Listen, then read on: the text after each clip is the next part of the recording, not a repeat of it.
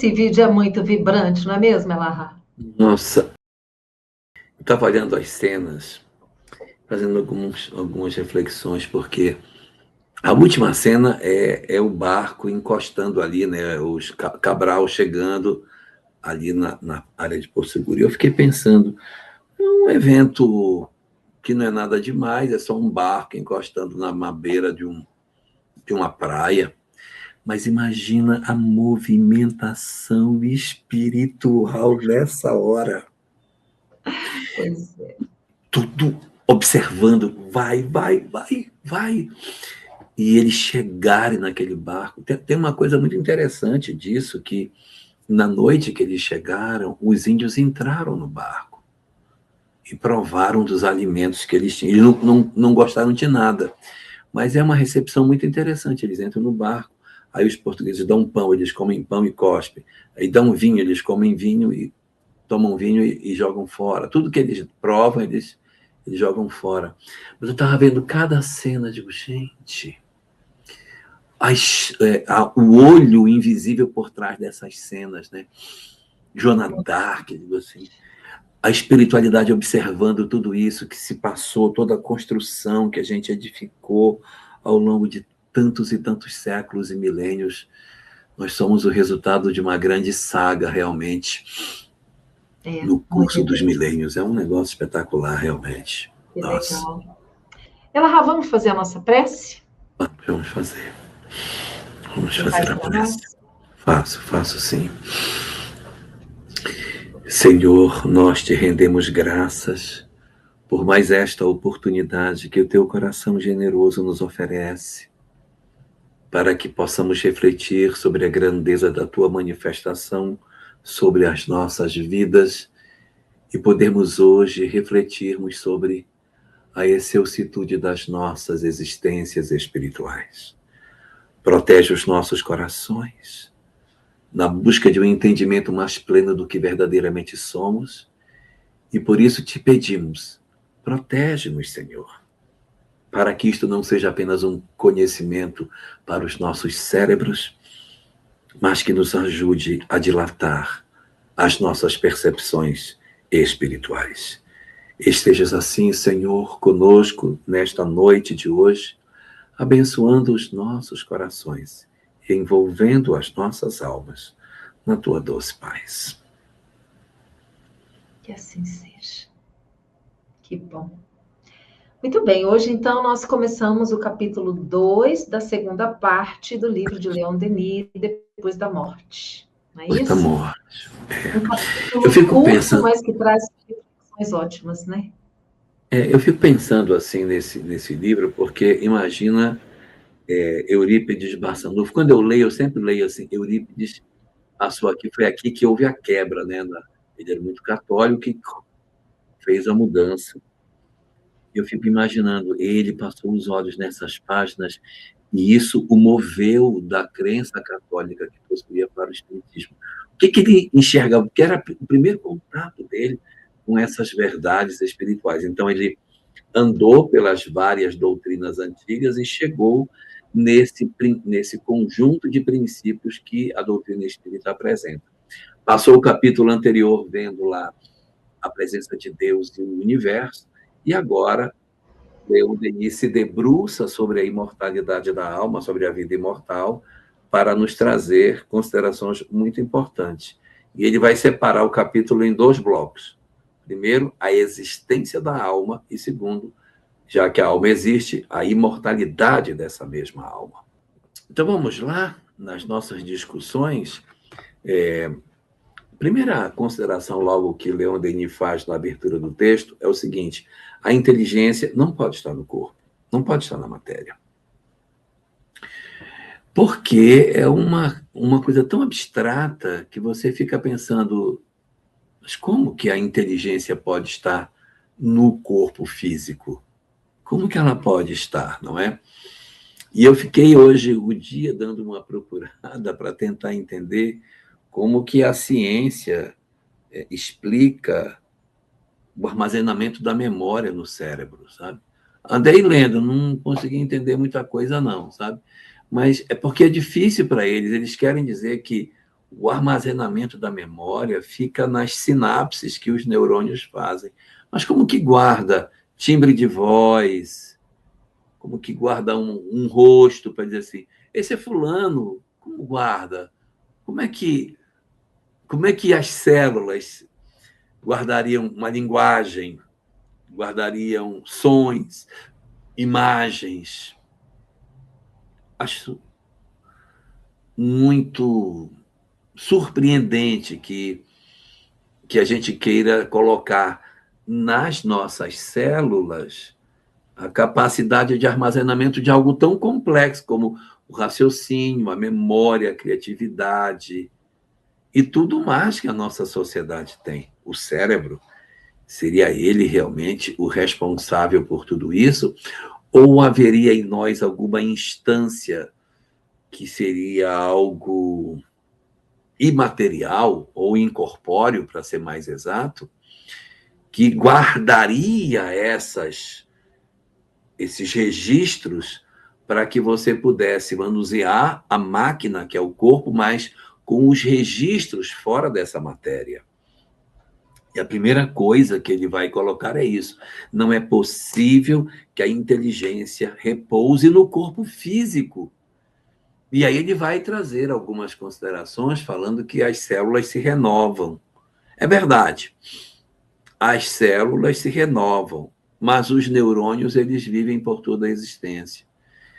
Então, alguém poderia dizer, não, mas é nos neurônios que fica a memória, porque eles vão durar até o final. E tem alguns neurônios que se refazem, né? Mas é uma parte pequena.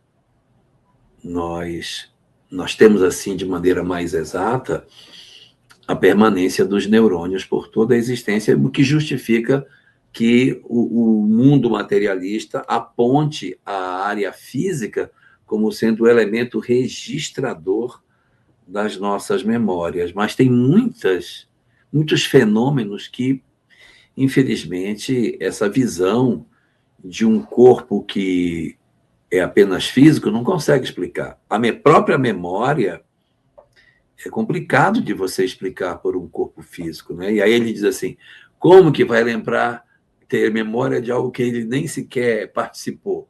Mas os neurônios participam desse nosso passado, tá?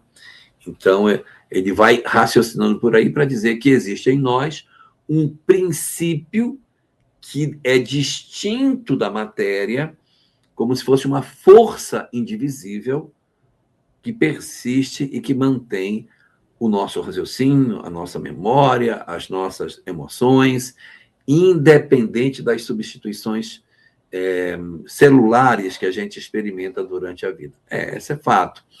Mas tem coisas muito interessantes que a gente pode buscar para tentar decifrar esse enigma da existência de algo em nós além da matéria, né?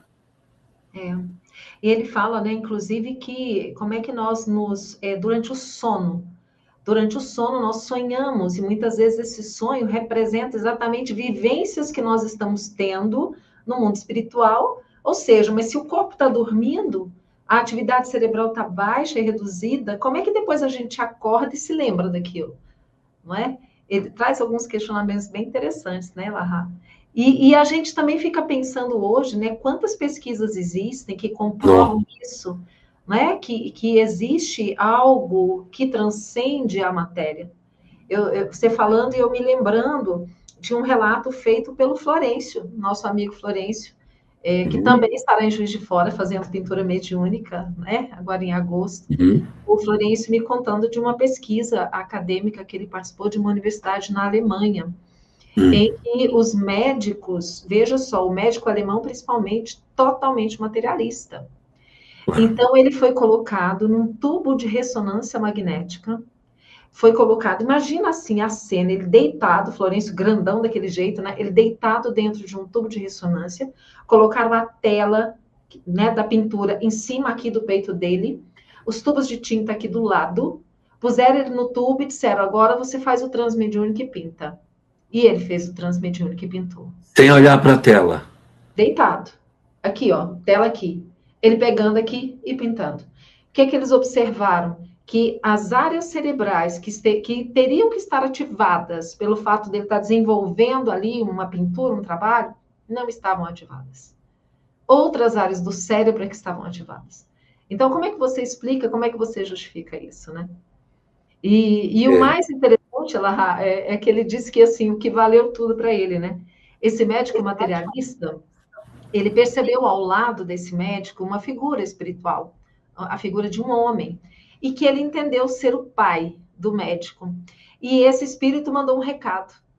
Então ele disse que chamou o tradutor, né, e disse: olha, eu sei que você vai achar estranho, mas me pediram para dar um recado, eu vou te dar um recado. E ele fala o que o espírito falou.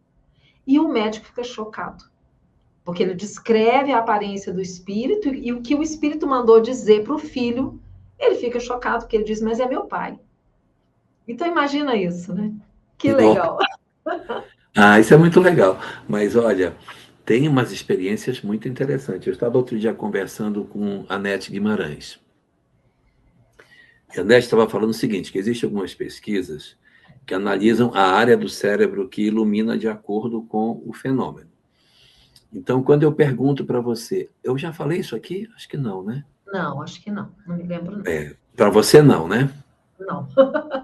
Então, aí ela estava explicando assim, que quando você diz assim, como era a casa de seus pais? Aí você diz, a casa dos meus pais tinha um quarto assim, a sala era assim. É esta área aqui de trás que vai sendo iluminada, que é onde estão os registros da memória. E a pessoa diz assim, eu estou vendo a casa dos meus pais, eu estou vendo. Então, ela está vendo com a parte de trás, ela está vendo com a memória. Quando a pessoa está mentindo, quando a pessoa está criando, ela ilumina a parte da frente. Quando eu digo assim, imagina um elefante cor-de-rosa que tivesse asas. Então, a pessoa tem que criar, porque isso não está armazenado na memória. Aí você percebe claramente ela iluminando essa parte frontal aqui, o lóbulo frontal nosso. E aí ela contando que eles estavam vendo esse comportamento e existem registros de que pessoas falaram, eu estou vendo um homem. E aí descreve o homem. Aí eles veem qual é a área que ele está acionando. Não é a área de trás. Não é. Mas também não é a área da frente. A área que está iluminada é em torno da epífise.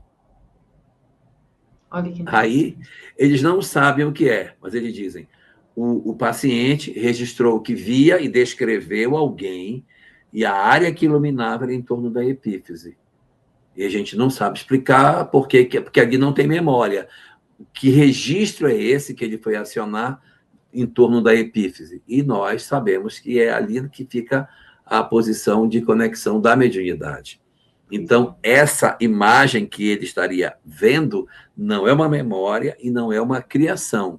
É um registro mediúnico que ele está tendo. Então, a ciência está se aproximando da capacidade de, analisando o cérebro, nos falar sobre essas questões. Então, porque existem muitos fenômenos na nossa vida física que pode nos levar a essa percepção de que, sim, existe, além da matéria, alguma coisa em nós. E, por exemplo, um desses fenômenos que a gente pode buscar que acontece é a chamada visita entre vivos. Esse fenômeno existe.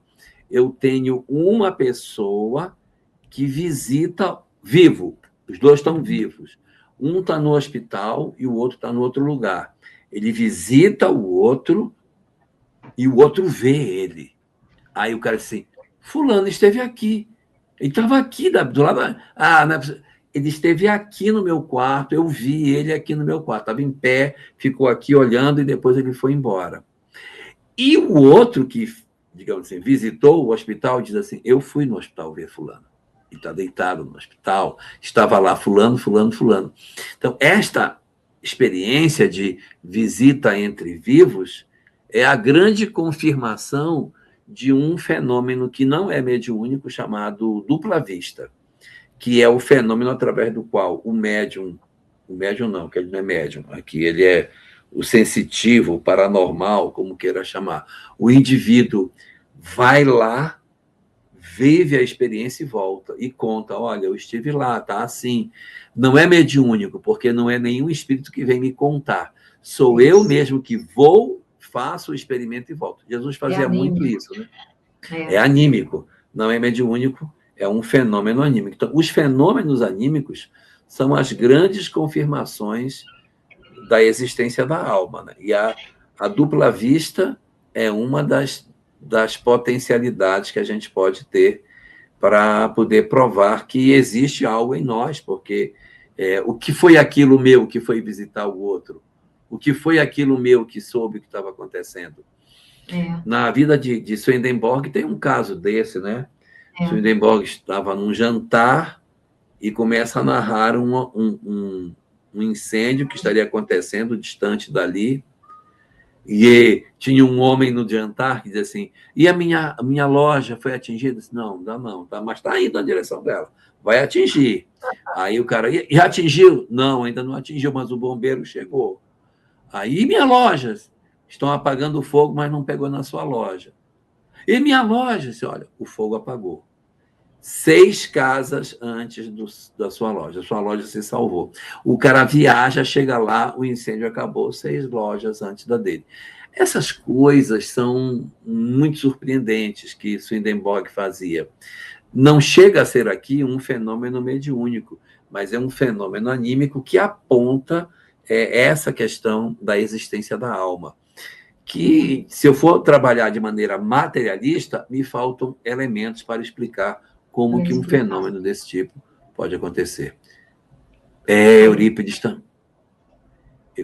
também fazia isso. Eurípides não só fazia dupla vista, como fazia bicorporeidade, que é pior do que dupla vista. Porque na dupla vista, o cara está aqui e espiritualmente se desloca para lá. E aí volta. Só vai vê-lo quem for médium. Quem não for médium não enxerga dupla vista. Agora, a bicorporeidade, todo mundo vê. E Eurípides fazia isso. As pessoas pediam, olha, minha mulher está em trabalho de parto.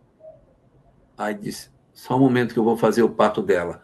Ele saía, ia lá, se materializava distante, operava o parto, voltava.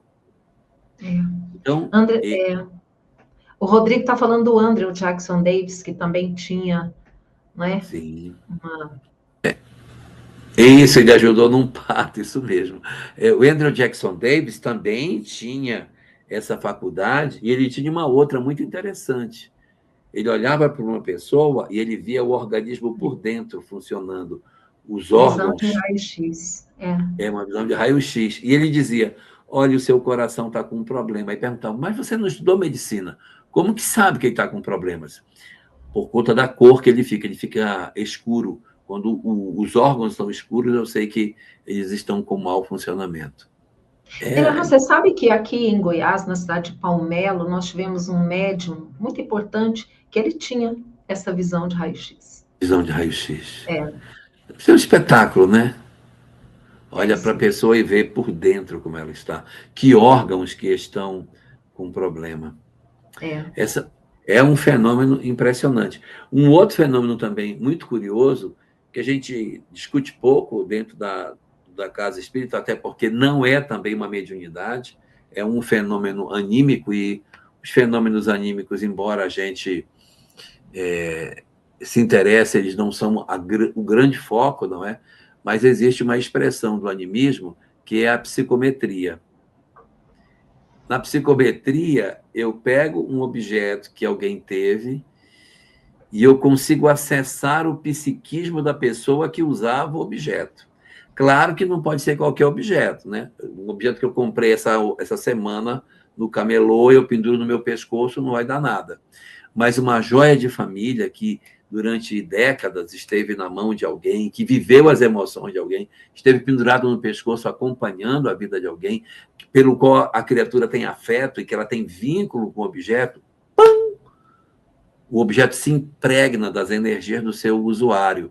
Igual a pessoa que visita um presídio e sente nas paredes impregnadas as energias, visita um cemitério e vê as energias, uma casa onde teve briga, sente as energias.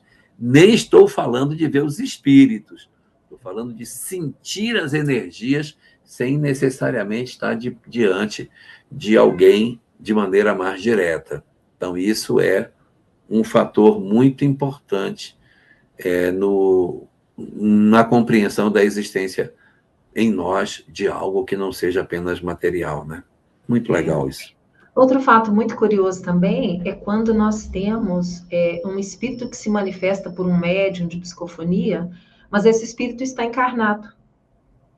Então, um espírito encarnado que se manifesta, né? Numa reunião mediúnica ou num momento por um médium via psicofonia. É muito interessante também, né?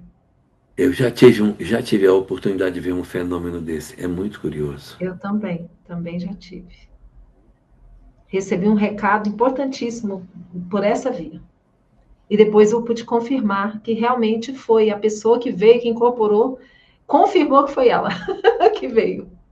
Olha, e nesse meu caso era diferente. Nesse caso, eu ainda era muito jovem, estava em Belém ainda. Era uma pessoa que dirigia uma instituição espírita e teve uma troca de diretoria e ela estava inconformada com a troca. Aí ela apareceu na mediúnica e ela dizia assim: eu não quero o cargo, eu não quero o cargo, eu quero a proteção que o cargo me dá. Olha que interessante. Olha, proteção. Porque se você dirige uma instituição espírita, você tem um suporte. Uma vez, vou contar uma história aqui.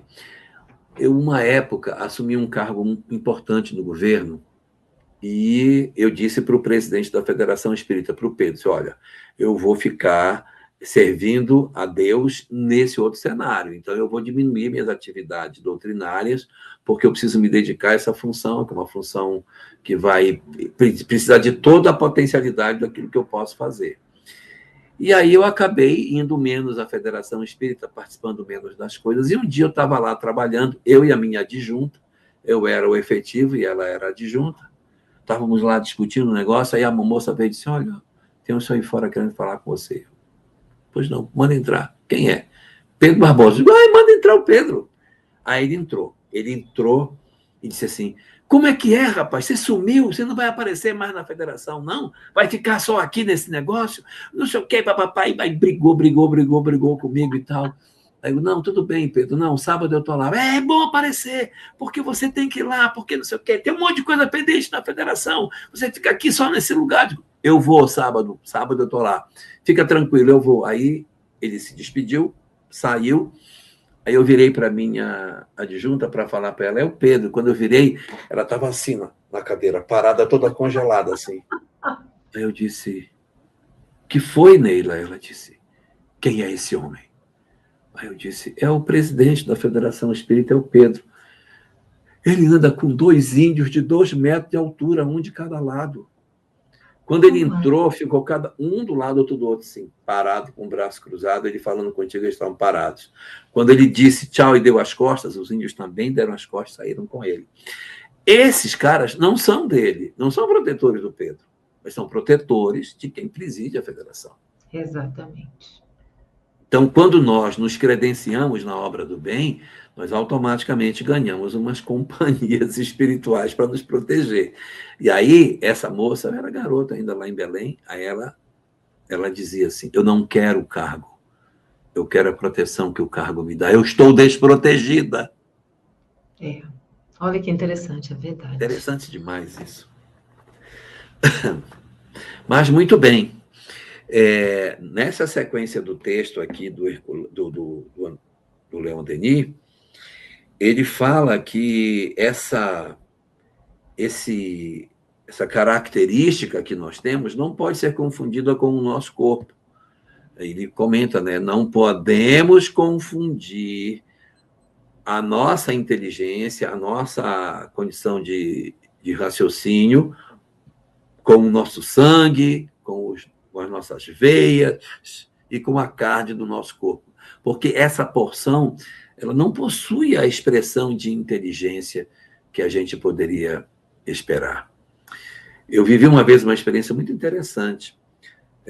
Lá em Rondônia, tinha um juiz federal que ele era extremamente produtivo, era uma pessoa incrível, ele era um fenômeno, cara. Super dinâmico, inteligente e humano. Ele era uma coisa assim, fora do comum. Vou contar só uma história dele. Ele uma vez estava subindo com umas caixas lá da garagem para o gabinete dele, que era lá em cima.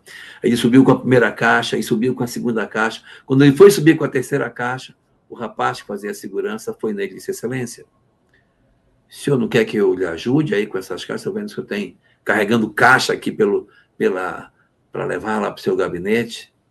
Aí ele disse: muito obrigado, mas eu não posso aceitar a sua ajuda porque não é da justiça, é particular. É um livro que eu escrevi e eu estou levando os livros para o meu gabinete. Eu não posso usar você para me ajudar nisso. Uau! Eu que tenho que carregar. É ou não é um cara incrível? Realmente. E quem contou isso foi o próprio cara que passou por isso. Então ele foi fazer uma viagem e na viagem o carro dele derrapou e ele quebrou o pescoço e desencarnou. E aí ele foi velado na própria Justiça Federal. Aí eu fui para o velório dele, sabe? Eu trabalhava lá. Aí eu fiquei sentado assistindo o velório, pensando. Há 3 horas atrás esse cara estava fazendo discurso, estava escrevendo livro, estava... Agora o corpo está aí, inerte. Se eu não entendesse o que é alma, eu diria: para onde foi a inteligência? Aonde está toda aquela potência que aquele cara era? Ou seja, acabou tudo, vai se decompor junto com a matéria, né? Não faz sentido. Não faz sentido. Então, não pode confundir o corpo com a inteligência. Como diz o padre Antônio Vieira: queres saber o que é a alma? Observa o corpo sem ela. Né? E Leon Denis traz uma observação sobre isso, né? Que motivação nós teríamos para a busca do conhecimento, para o crescimento, se fosse apenas isso aqui, né? Se a morte material acabasse com tudo, que sentido teria? A vida seria uma idiotice, né? A vida seria uma idiotice. Eu nasço, aí eu vivo aqui, aí eu morro e pronto, acaba tudo. Não tem o menor sentido que fosse assim. E tem um raciocínio que Kardec faz no Livro dos Espíritos, que diz assim: se assim fosse, Deus estaria aprendendo a fazer espíritos. Deus estaria aprendendo a fazer, porque os primeiros que ele fez eram mais ignorantes. O que ele está criando agora são mais inteligentes, então ele está aprimorando a técnica dele. Aí não tem sentido que isso seja uma coisa dessa forma, né? É muito legal. E aí, dentro desse conjunto de fenômenos sobre a questão da existência da alma, eu também vejo algumas coisas muito interessantes que a gente tem, como, por exemplo, as experiências fora do corpo. Elas são legais demais, né? Que são pessoas que não têm nenhuma vinculação com a doutrina espírita. O cara diz: não, eu saí do meu corpo. Eu saí do meu corpo e eu vi meu corpo dormindo, eu vi meu marido do lado. E eu quis acordar, e eu gritava, e não conseguia me mexer. Explica para mim o que é isso, porque eu posso contar histórias que a Sâmia fazia, né? A Sâmia, durante boa parte, agora ela tem menos essas experiências, mas ela tinha uma experiência muito interessante. Ela saía do corpo, aí ela dizia: estou fora do corpo. Eu vou na sala. Aí ela ia lá na sala, aí olhava o horário no relógio. 2h32. Aí ela voltava para o quarto, entrava no corpo, acordava e dizia: agora eu vou lá na sala, que são 2h32. Ela chegava lá 2h34. 2 minutos. Deus, olha. Então, isso eu vi Sâmia fazer. Isso eu vi Sâmia fazer. Então, são coisas que ou você entende que existe algo em nós que vai além da matéria, ou então não dá para explicar nada. Não dá para explicar. E as experiências de quase morte? Como é que a gente explica? Não teria como. Não tem. A pessoa que acompanha tudo, acompanha a cirurgia, o que aconteceu, o que o médico falou, né? Estava tocando uma música no centro cirúrgico, ele relata tudo o que aconteceu. No momento Ele não que ele pode estava relatar. totalmente sedado, não estava consciente. E eles estão muito aflitos, porque o paradigma materialista não está conseguindo explicar os fenômenos, não está conseguindo explicar. Então, assim, alguns fenômenos, o paradigma materialista, isso aí é por causa de tal coisa. Mas se tiver um fenômeno que o paradigma não explica, ele precisa ser revisto. Eu não sei se você já ouviu falar de uma pesquisa, Larra, que foi feita, eu acho que é por Frederico Leão, ele é um psicólogo da USP.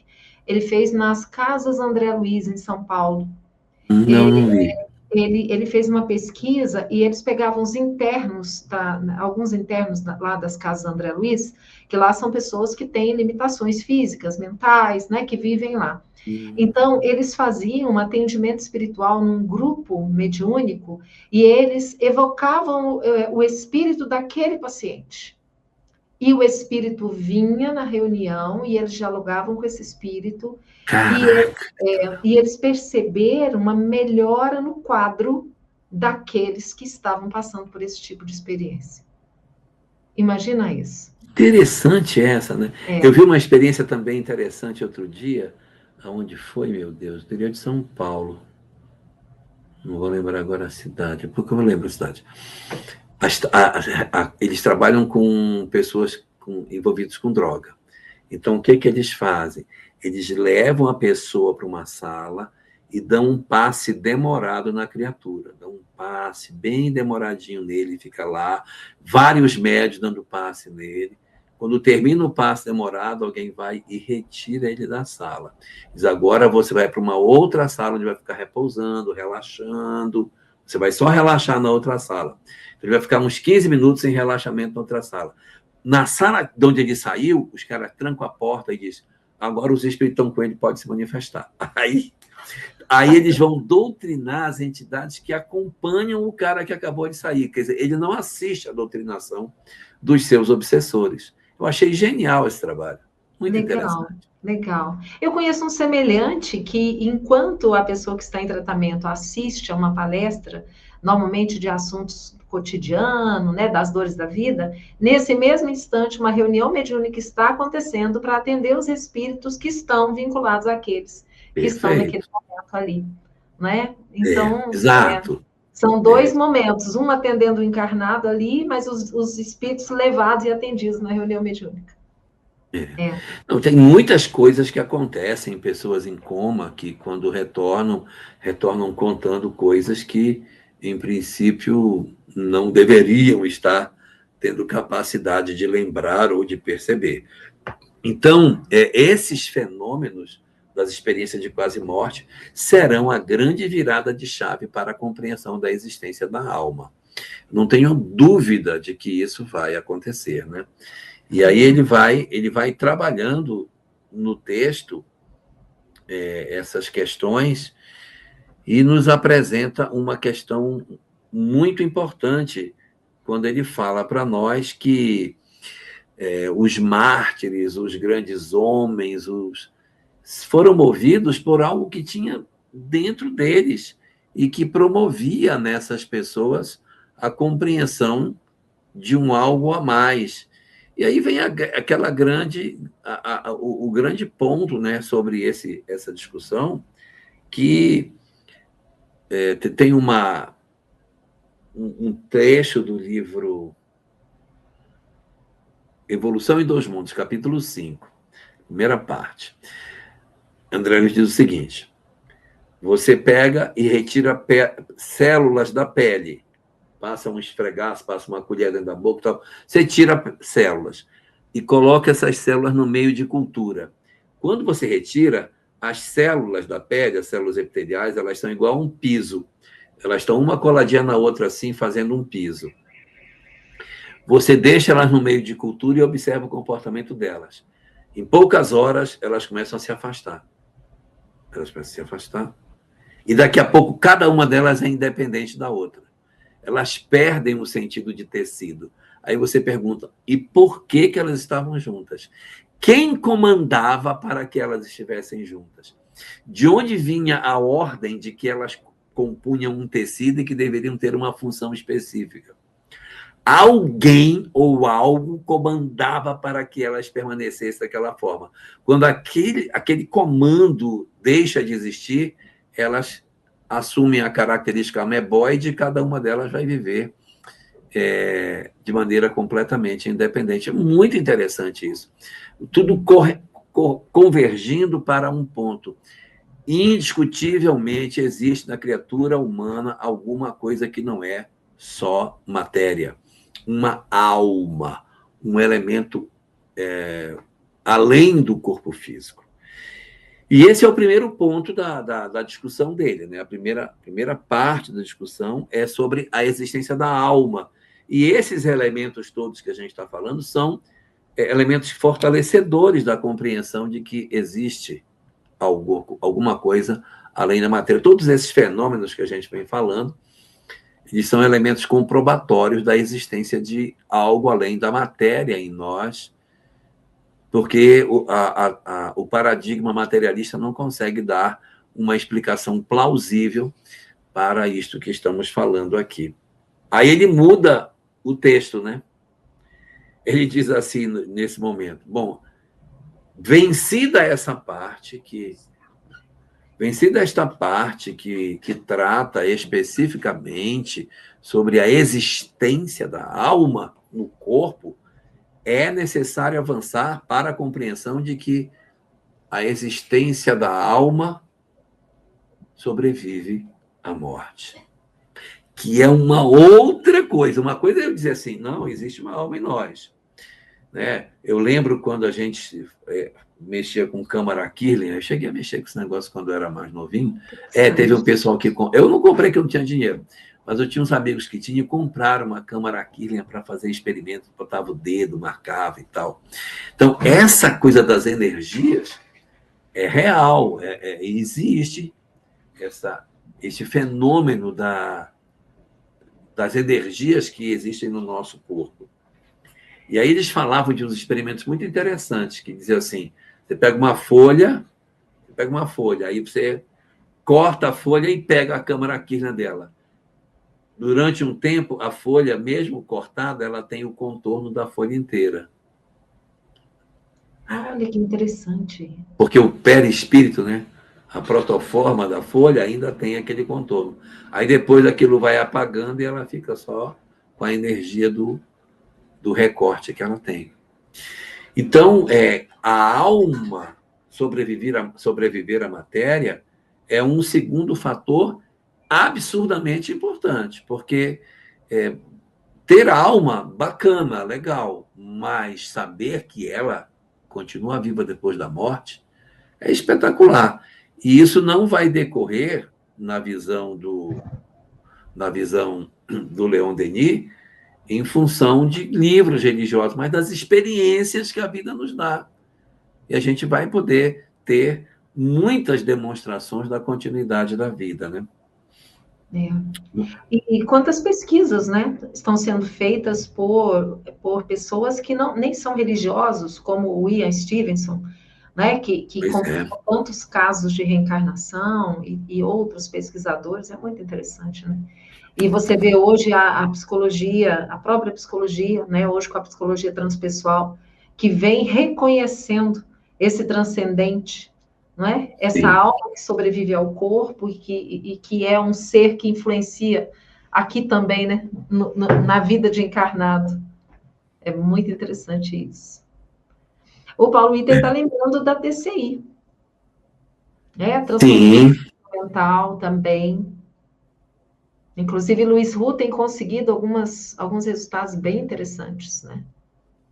Luiz Hu tem feito pesquisas nessa área, tem desenvolvido a Sônia Rinaldi, né, pioneira, Clóvis Nunes, né? E hoje Luiz Hu é um dos que estão aí também se debruçando sobre essa pesquisa da transcomunicação, né? Eu tenho visto coisas muito interessantes que o Luiz Hu tem apresentado. É. Normalmente ele aproveita onde o Florencio está nos eventos, enquanto o Florencio faz o trabalho da pintura mediúnica, ele monta a estação dele de pesquisa e ali ele aproveita e ele capta muita coisa interessante. Normalmente ele tem feito isso. Isso é muito legal. Olha, deixa eu ver se eu consigo jogar essa imagem. Essa imagem aqui não é exatamente o que eu queria. Não era o que, não era o que eu queria de verdade mostrar, mas em todo caso vai servir. Eu Tá consegui. bom. Conseguiu. Vê aí. Tá aí. Essa aí, né? É essa aí. Essa imagem não é de uma folha cortada. Não consegui dar folha cortada, né? Mas tem. Né? Eu consegui esse que é é a imagem da aura de uma folha. O cara corta a folha e coloca na câmara aqui. Olha por onde saem as energias da folha. Que A legal. folha ainda está viva. Tempos depois, quando você põe, aí ela já não tem mais esse brilho, ela perdeu. Oi, Lahá, você acha que está relacionado aí com o fluido vital? É o fluido vital, é a irradiação das energias vitais que a folha tem. Aí depois a folha vai morrendo, né? Aí ela vai perdendo vitalidade. Depois você encosta, a folha não tem mais nada. É, Só ficou tem sua madeira folha. morta. Matéria morta. Muito Bacana, né? interessante. Muito interessante. Então, assim, a imortalidade da alma é um fator espetacular, porque ele muda todo o sentido da vida. Saber que tem alma é legal, mas saber que tem imortalidade é muito mais impactante ainda, porque o sentido da vida se transforma, é o sentido das coisas, a questão do luto, a questão dos interesses da vida material.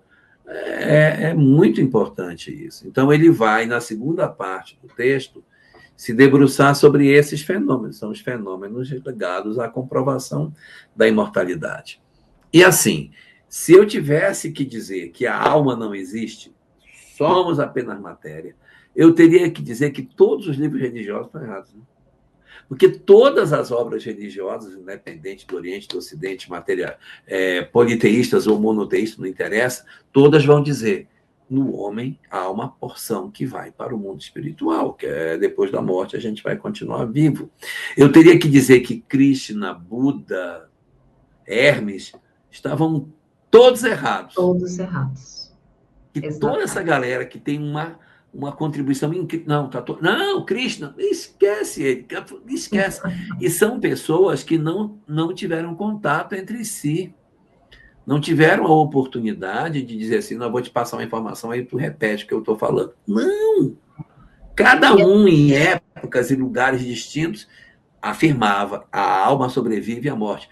Isso nos egípcios era tão forte, mas tão forte, que eles faziam as pirâmides, guardavam os objetos para o faraó voltar a habitar o corpo quando voltasse.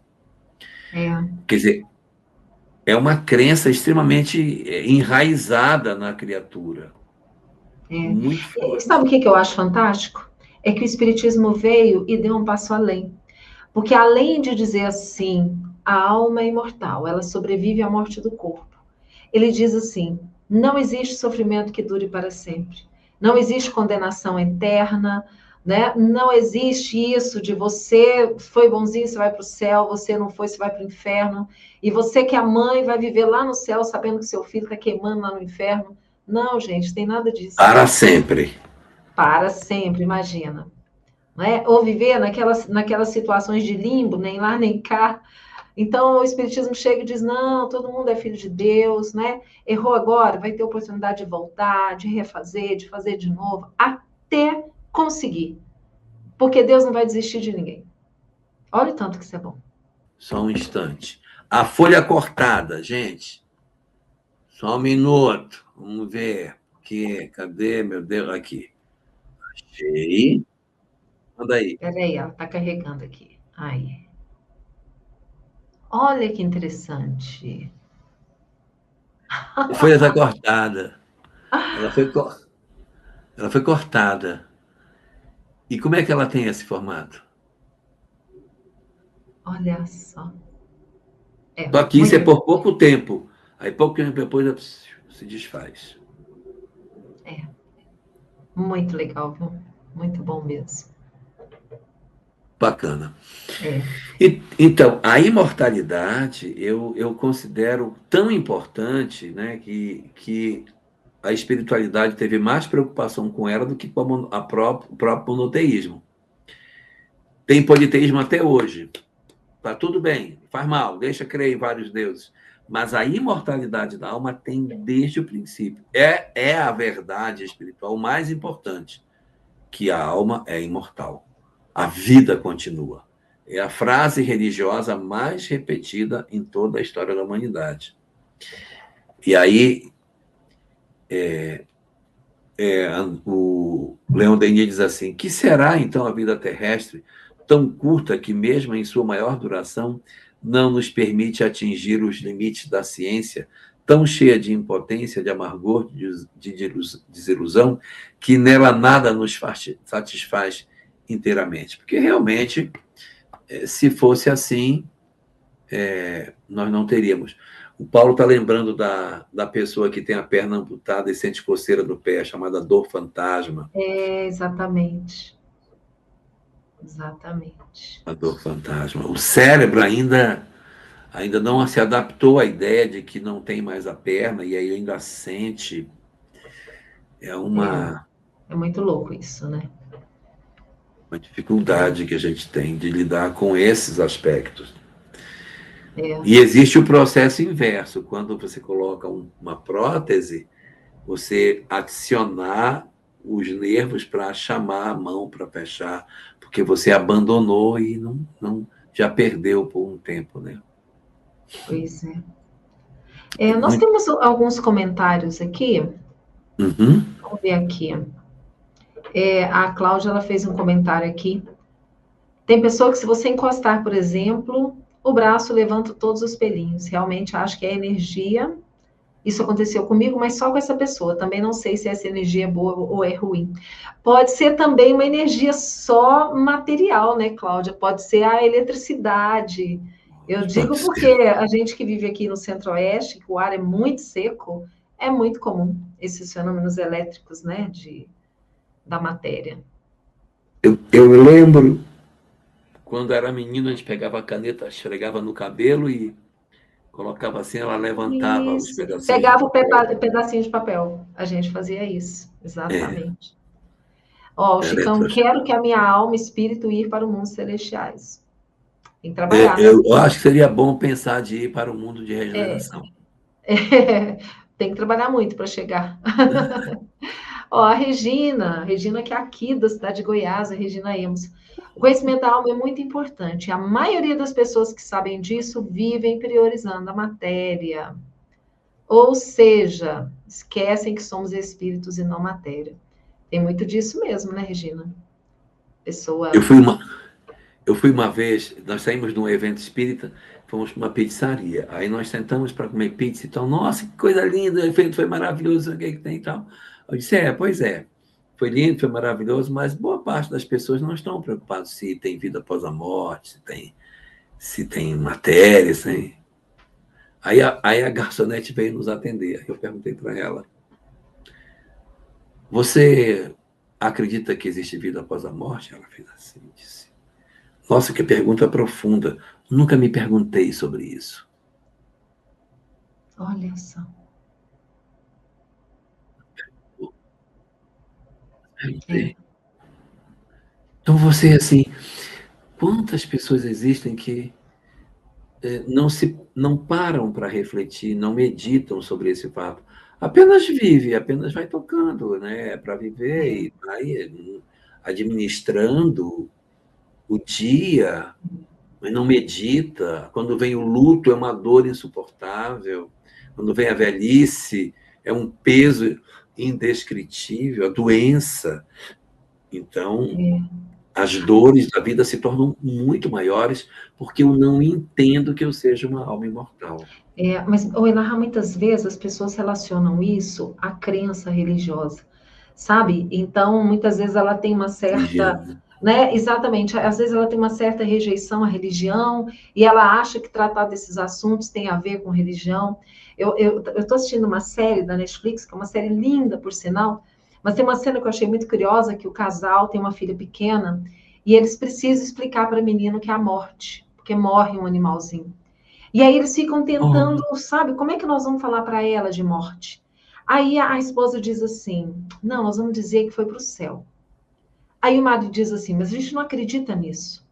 Por que, que a gente vai falar isso para ela? Aí ela disse: porque para ela, uma menina de 6 anos, é mais confortador, é mais fácil dela entender, sabe? E aí ela vai contar a história da menina, que, né, o animalzinho foi para o céu. Aí depois, ele conversando com a esposa, ele diz para ela assim: eu queria tanto acreditar que isso fosse verdade. Porque aí ele se lembra da mãe, né, que já partiu, e aí ele diz: eu queria tanto acreditar que isso fosse verdade. Né? Porque são tão ali focados na vida material, não querem saber de religião e acham que por isso não podem, né, acreditar. E como é é. vazia a vida da pessoa que não tem essa crença. Eu estava outro dia fazendo uma reflexão para um assunto um pouquinho diferente desse. Eu estava analisando o seguinte: muitas pessoas falando, né, que espiritismo é religião, espiritismo não é religião. Eu tenho ouvido assim recentemente mais questionamentos do que no passado sobre isso. Aí eu estava conversando com alguém, eu perguntei assim: você já viu maçom espírita? Eu disse, já. Maçom católico? Já. Do Rotary, o cara do Rotary, que é espírita, Rotary católico também. E do Lions, também já vi. Tá, e você já viu espírita católico? Mas, não. E espírita protestante, você já viu? Mas, não. Então, eles estão ocupando o mesmo espaço, né? Porque se o cara não pode ser católico e espírita ao mesmo tempo, é porque estão ocupando a mesma condição. O maçom, não, ele pode ser maçom e ser espírita, ser maçom e ser católico. Por quê? Porque a maçonaria não é uma religião. Mas, quando você não pode conjugar um católico que é religião com o espiritismo, então é porque elas estão ocupando o mesmo espaço psicológico. Então, pela lógica, o espiritismo é uma religião, não com a forma, né, que as Isso, religiões apresentam. exatamente. Ó, vamos ver se você, o Juliano fez essa pergunta para você, né? Falar um pouquinho sobre as almas dos animais. Olha, sabe quem é que está fazendo esta pergunta? É o professor Xavier. O professor Xavier é o meu queridíssimo amigo que me deu este Oh, que bichinho preguiça lindo! para representar exatamente essa nossa preguiça de evolução. E ele me deu também este outro aqui, ó, que é o tatu bola, é aqueles que se escondem, que procuram um buraco e se esconde. Sim, E eu tenho usado nas palestras, é ele que está aqui. que legal. Então, Xavier, olha só, os animais também são dotados de uma parte espiritual, só que essa parte espiritual nós ainda não podemos chamar de espírito. Vão ser espíritos um dia, quando pela evolução tomarem consciência de si próprios. Como ainda não têm consciência de si mesmos, ainda não podemos chamá-los de espírito. Eles são ainda princípios espirituais na condição de princípio inteligente. Depois, eles vão evoluir e se tornarão, pelo natural processo da evolução anímica, lá na frente, daqui a milhões de anos, seres conscientes, e aí vão dar origem a uma espécie que tem consciência de si mesmo. Eu sei que é ficção científica o que eu vou falar, mas só para dar um paralelo. No filme Avatar, no planeta Pandora, existem seres que são inteligentes ali, que são conscientes, mas eles não evoluíram do macaco. Eles evoluíram de algum animal felino. Foi da linhagem dos felinos que surgiram. E aí o Herculano Pires tem uma obra que eu perdi dentro do avião, eu comecei a ler e perdi, não gravei o nome da obra, em que ele comenta sobre a ideia de que, num futuro, a Terra terá mais de um animal inteligente. Nós somos o primeiro, mas os outros, daqui a milhões de anos, outros animais também alcançarão a condição de compreensão de si mesmos. Interessante, né? Olha, uma outra pergunta. Como a doutrina pode comprovar a vida além do túmulo após o desencarne? Através de um instrumento chamado mediunidade. A crença do Espiritismo sobre a imortalidade da alma não decorre de um livro, de um mago, de um médium, de uma opinião de alguém, mas são as milhões e milhões de manifestações mediúnicas que aconteceram ao longo de toda a história e que nos trouxeram a informação de que a vida continua.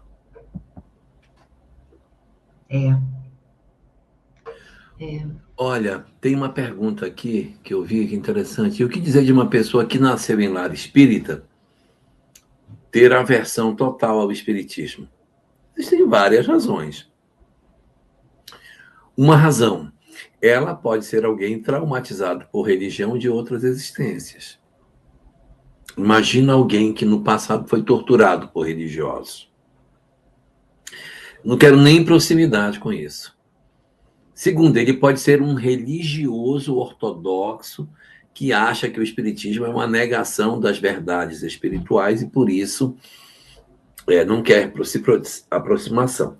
Eu vejo algumas pessoas, até espíritas, que ficam procurando a validação dos princípios espíritas dentro da Bíblia. Olha aqui como diz que sim e tal. Como se nós precisássemos de uma comprovação dentro de um texto religioso para dizer que o fenômeno é verdadeiro. Eu não preciso de texto religioso para isso. Não existe nenhum texto religioso que fale da existência do átomo, mas nem por isso eu deixo de acreditar que o átomo existe. Então, o fato de nós não termos o texto religioso apontando alguma coisa, na Bíblia especificamente, porque existem muitos textos religiosos que validam os princípios espíritas, isso não retira a veracidade dos pontos que a doutrina espírita coloca. A Bíblia não põe? Não põe. É um direito que as pessoas têm. Nós não somos obrigados a encontrar todas as verdades espíritas em texto religioso. Neste livro que estamos estudando, O Espírito e o Tempo, na página 104, Herculano Pires diz: o espiritismo respeita todas as obras religiosas, mas não se subordina a elas. Perfeito. A Ludmila está fazendo um comentário aqui, né? Como é difícil ainda para muitas pessoas compreenderem que a vida é importante.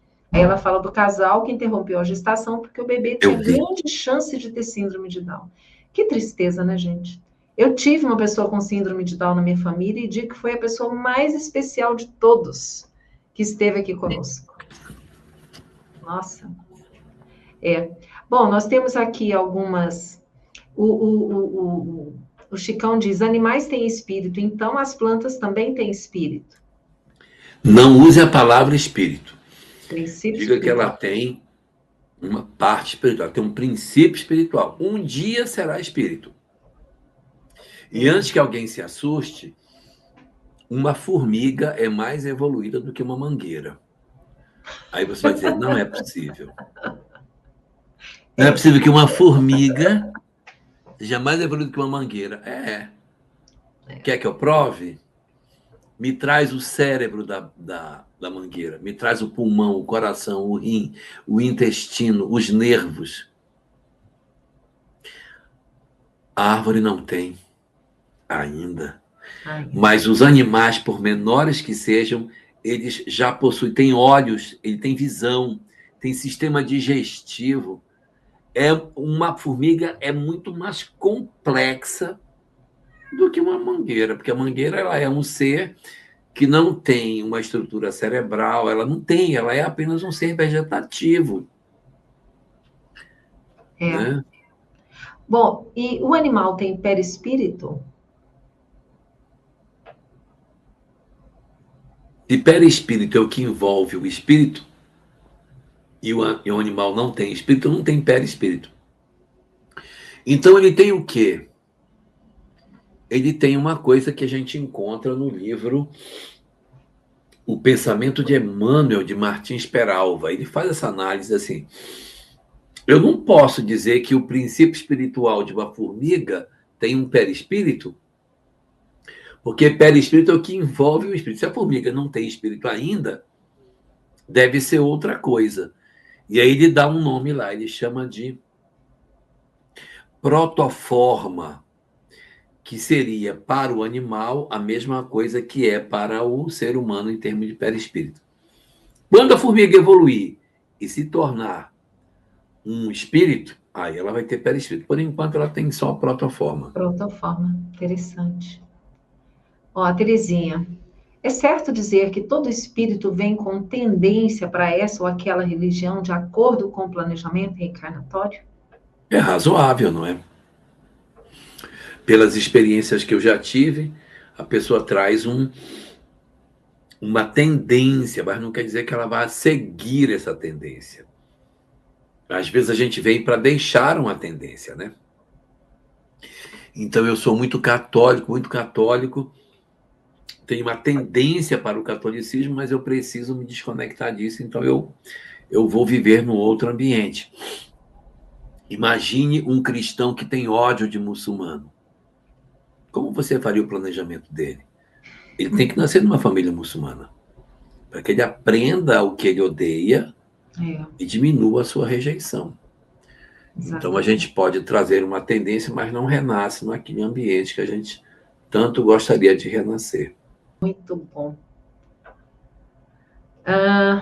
Penso em criar uma disciplina, a espiritualidade e a vida animal, algo assim, para a formação acadêmica de veterinários ou tecnistas. Que legal. Muito legal.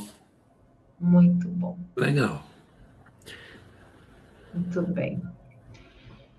Ok, gente. Bom, aqui temos mais uma pergunta da Rosângela. Na verdade, ela está fazendo um comentário, né? É que as pessoas costumam dizer que a Bíblia condena o espiritismo, por isso que querem mostrar que estava lá na Bíblia. Eu fico rindo, Rosângela, quando eu ouço alguém falar isso, porque espiritismo é uma palavra que foi criada por Allan Kardec para designar a doutrina que estava surgindo, isso no século XIX, não é? E a Bíblia... Como é que se proibia algo que não se conhecia, né? Que não existia? É interessante. Teria que ter uma premonição danada para 3.000 anos antes de escrever a palavra que ia ser criada. Pode nós ou alguns espíritos não ir para o umbral? Acredito que do jeito que eu procuro lugares bons no desencarne, eu posso fazer o que faço, a procura por o melhor. Ou boa seja, noite. né? Boa noite, Cris. Boa noite, Marluce. Boa noite, Arthur. A Cris é mãe da Marluce e do Arthur. E quem cuida da Marluce, quem cuida da Cris são os dois, tá? Que bacana. Os dois adolescentes é que cuidam dela. Marluce vai dormir, tem aula amanhã, Marluce, mas vamos lá. Não é necessário que a gente vá para o umbral. Isso aí é uma crença que o movimento espiritual utiliza, mas ela não se sustenta. Por quê? Porque os nossos companheiros espíritas, quando desencarnam, eles não dão comunicação do umbral. Por que a gente repete isso se nós estamos vendo os nossos amigos darem comunicação de onde?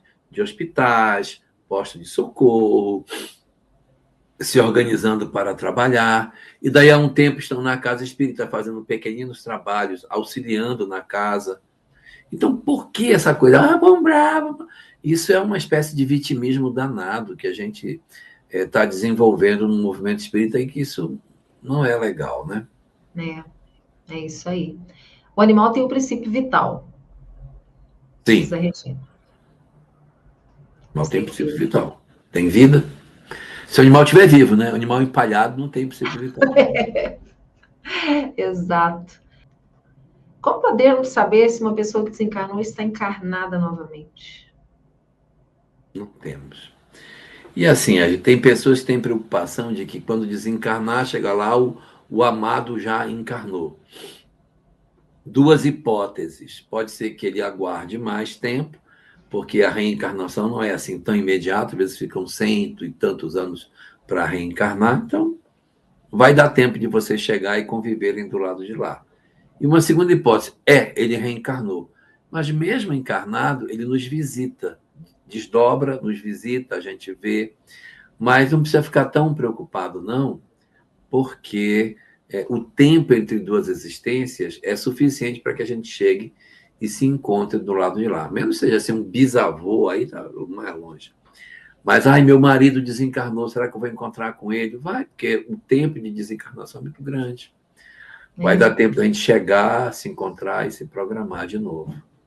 Eu me recordo de uma historinha, eu não tenho certeza se é do irmão X, talvez você vai se lembrar, que fala de um grupo mediúnico espírita e o dirigente tinha muita curiosidade sobre um personagem do lugar, um coronel que tinha vivido há muitos anos, e ele ficava assim se questionando, sabe? Onde estaria o espírito daquele coronel, né? E ele evocava esse espírito para que viesse na reunião mediúnica, contar sua história, sua destinação.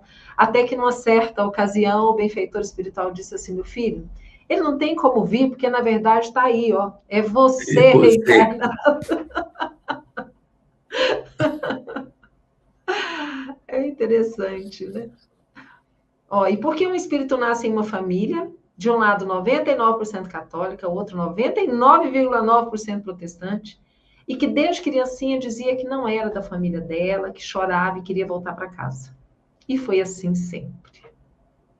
Existem muitas histórias, né, de espíritos que têm dificuldade de lidar com a religião que os pais têm. Um outro fator, eu não comentei na hora, mas comento agora, que pode significar rejeição, é porque, na ótica dessa pessoa, a religião que estão querendo colocar para ela, ela não vê nas pessoas que estão em volta dela. Então, ela vive num ambiente de pessoas religiosas, mas essas pessoas religiosas têm uma conduta que colide com aquilo que a religião fala. Então, eu não quero isso. Para mim, ela é vã. E aí, em função de enxergar uma distância entre o que se crê e o que se faz, a pessoa diz: eu não quero isso, Deus me livre, isso é isso, eu é que não quero. E dá motivação aí para muitas rejeições para pessoas que querem viver muito longe do ambiente religioso que sua família possui. Não é do passado, mas é do presente. Interessante isso, né?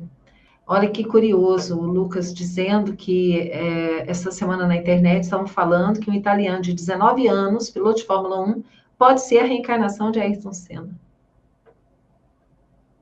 Quem sabe? Eu fico pensando, puxa, mas voltar para ser piloto de Fórmula 1 de novo? Por que não vai ser outra coisa? Ele já aprendeu essa. Essa já ele foi, já aprendeu. né? Ser músico agora, né? Vamos aprender música. Queria ver meu filho que desencarnou. Vai ver. Vai ver. É uma questão de tempo. Ter um pouquinho de paciência. Orar mais e prestar atenção. E muitas vezes vê em sonho, vê durante o sono. Às vezes não se recorda, né? Isso, não se recorda, mas vê. Então, pensa nisso, né? A gente está vendo, sim. Muito bem, gente. Elahá, está contigo para suas considerações finais. Eu acho que esse fator do entendimento da existência da alma e de sua sobrevivência é o grande elemento que sustentou a humanidade durante toda a sua história.